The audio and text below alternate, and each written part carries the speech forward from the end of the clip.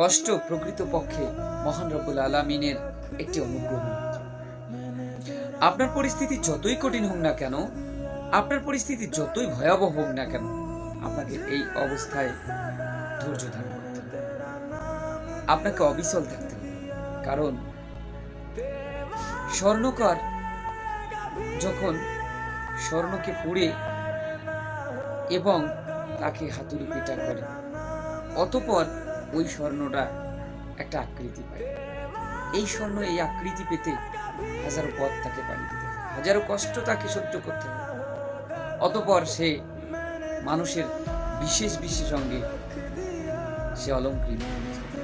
তাই আমাদের উচিত হতাশ না হওয়া, মহান রব্বুল আলামিনের প্রতি ভরসা রেখে পথ চলা এবং হাজারো কঠিন পরিস্থিতির মধ্যে